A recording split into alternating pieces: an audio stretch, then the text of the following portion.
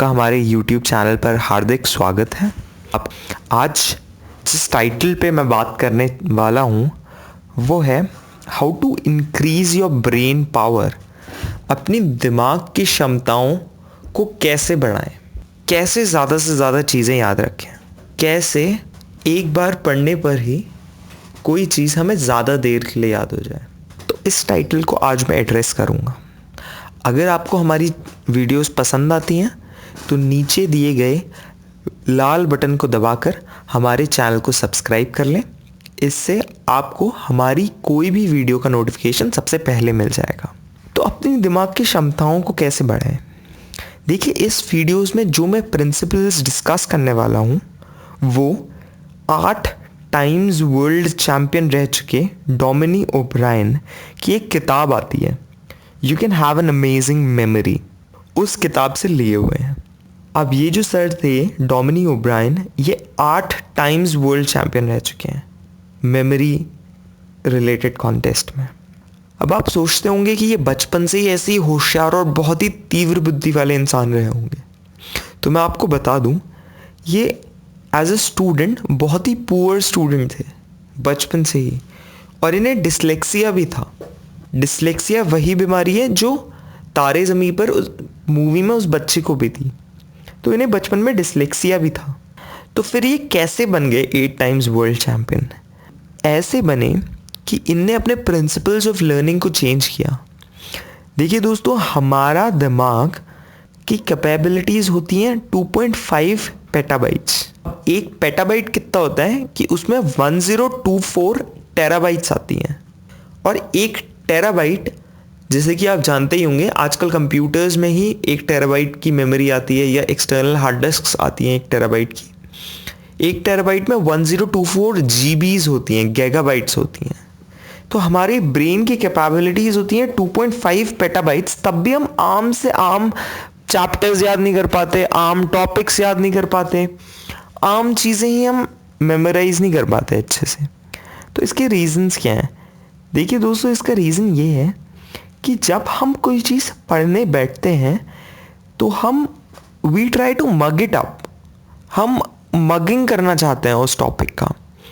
Road memorisation जो technique होती है ना, हम रट्टा मारना चाहते हैं, हम बार बार वही चीज़ पढ़ते हैं, उसको फील करके, उसको इमेजिन करके नहीं पढ़ते। तो ये तरीका बहुत गलत है। डोमिनी ओब्रायन अपने किताब में कहते हैं मेमोरी को इम्प्रूव करने के लिए आप जो लर्निंग कर रहे हैं वो 2 प्रिंसिपल्स पे बेस्ड होनी चाहिए। तो अब मैं ये आपको प्रिंसिपल्स बताऊंगा कि किन प्रिंसिपल्स से आप अपनी मेमोरी को इम्प्रूव कर सकते हैं। प्रिंसिपल नंबर 1 है इमेजिनेशन। देखिए, कोई भी चीज़ की मेमोरी आपकी उसकी इमेजिनेशन से रिलेटेड है। कोई भी आपकी अगर अच्छी मेमोरी रही हो कभी बचपन की, तो आप अगर उस चीज़ को दिमाग में इमेजिन कर पाते हैं पूरे सीन को, तो वो आपको अच्छे से याद रहता है। तो यही चीज़, यही प्रिंसिपल है इमेजिनेशन का। You'll be able to learn anything better if you are able to imagine it. आप अगर उस चीज़ को फील कर पा रहे हैं तो आप उस चीज़ को बेटर अच्छे से लर्न कर पाएंगे। एग्जाम्पल ले लीजिए कि आप फ्रेंच रेवोल्यूशन के बारे में पढ़ रहे हैं। तो फ्रेंच रेवोल्यूशन में जो भी वहाँ के शासक उस समय रहे थे, फिर क्या चेंजेस आए, किन प्रेशर ग्रुप्स ने उन पर दबाव डालना शुरू किया। अगर आप ये पूरी सिचुएशन को ना माइंड में एक मतलब देख पा रहे हैं, पूरी एक स्टोरी की तरह अपने दिमाग में उसे प्ले कर पा रहे हैं, तो आपको वो अच्छे से याद होगी। जैसे आपको अगर मैं 10 अभी राजाओं के रैंडमली नाम गिना दूं तो आपको वो याद नहीं रहेंगे। आपसे फिर पूछूं मैं क्या क्या नाम है, तो आपको ऐसे याद नहीं रहेंगे।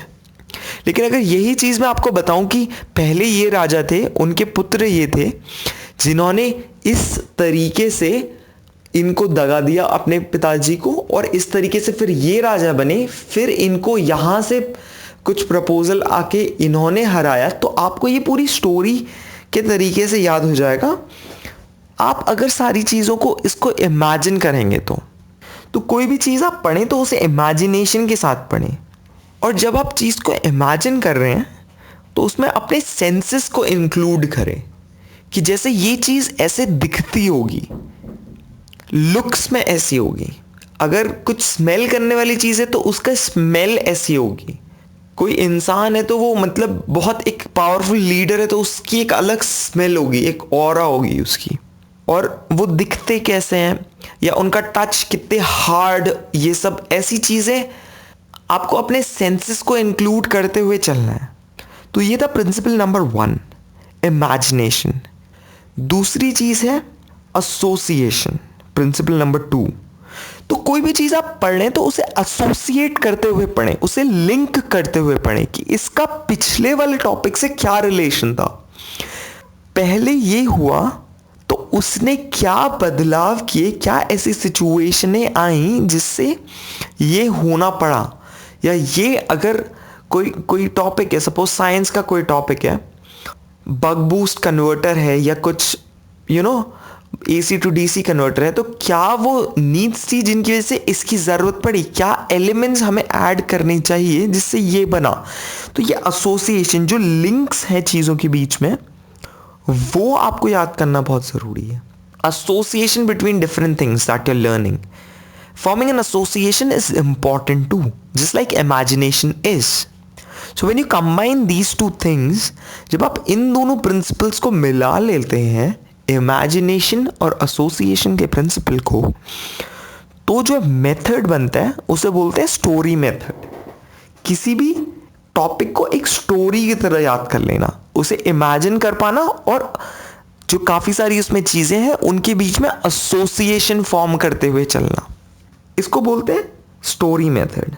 अभी जैसे मैं आपको 10 रैंडम वर्ड्स दे दूं, कोई भी, जैसे tea and then towel and then chair and then laptop, तो ऐसे अगर मैं आपको 10 वर्ड्स दे दूं और आपसे फिर पूछूं कि आपको कितने वर्ड्स याद है, तो आप मुश्किल से 4-5 बता पाएंगे। आपको ये कहने में आसान लग रहा होगा, लेकिन मैं अभी आपको एग्जांपल देता हूं। चलिए आप ये 10 वर्ड्स लीजिए और फिर रिकॉल करने की कोशिश करना। Window, grass, sky, teacher, football, goal post, regulator, pillow, statue, laptop. अब इस वीडियो को पॉज कीजिए और आप रिकॉल करने की कोशिश कीजिए कि इनमें से आपको कितने याद हैं। तो आपको हार्डली 5 से 7 वर्ड्स याद होंगे। एवरेज ह्यूमन चीज़ जो होती है वो ये होती है। अब अगर आपको मैं ऐसी चीज़ें दूं जैसे पेंसिल, इरेज़र, शार्पनर, मार्कर और फिर ब्लैक पेन, तो आपको ये सारी चीज़ें याद होंगी। Pencil, eraser, sharpener, marker, black pen. अभी मैंने 5 ही वर्ड्स बोले, लेकिन क्योंकि ये एसोसिएटेड चीज़ें, एक दूसरे से लिंक्ड चीज़ें हैं, तो आप किसी भी चीज़ों को ना ऐसे ही स्टोरी बना के फॉर्म करते हुए और एसोसिएट करते हुए पढ़ें। स्टोरी बनाने का एग्जाम्पल जैसे अगर मैं दूं आपको, तो जो अभी मैंने 10 वर्ड्स बोले उस पे हम एक स्टोरी बना लेते हैं। तो पहला वर्ड था विंडो। मैं बैठा था तो मैंने अपनी विंडो खोली। दूसरा वर्ड था ग्रास, तो वहाँ पे एक हरी ग्रास ग्राउंड था, मैं वहाँ खेलने चले गया। उस ग्राउंड में जब हम बैठ के खेलने लगे तो बहुत ही मस्त ठंडी ठंडी ब्रीज चल रही थी और वहाँ का व्यू बहुत अच्छा आ रहा था। स्काई का जो व्यू आ रहा था वो बहुत अच्छा आ रहा था। वहाँ स्मेल भी बहुत अच्छी थी ग्राउंड में। उसके बाद जब हम खेलने लगे तो वहाँ हमारी टीचर भी खेलने आई हुई थी, जो हमें स्कूल में पढ़ाती थी, वो टीचर भी खेल रही थी। तो मैं उनसे मिलके उनके साथ फुटबॉल खेलने लगा। तो फुटबॉल खेलते हुए फिर मैंने एक गोल किया, जिसे गोल पोस्ट पे मैंने डाली। तो जो कि हमारा वर्ड गोल पोस्ट था, बॉल डाल दी।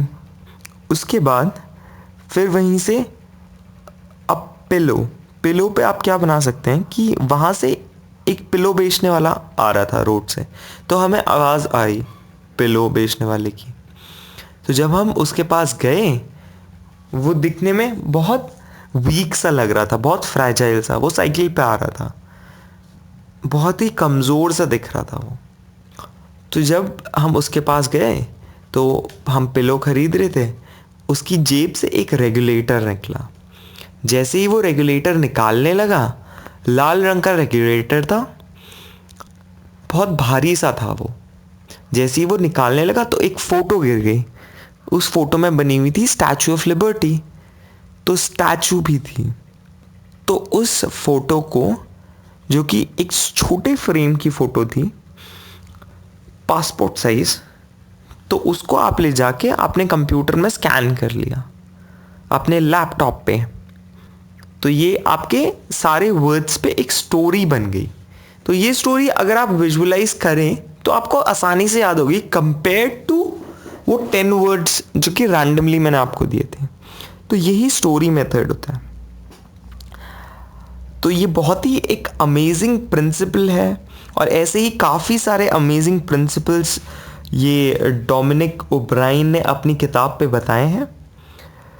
तो अगर आप वो किताब लेना चाहते हैं तो वो अमेज़ॉन पे भी मिल जाएगी, नहीं तो आप उसकी समरी वगैरह भी काफ़ी जगह ढूंढ ही सकते हैं।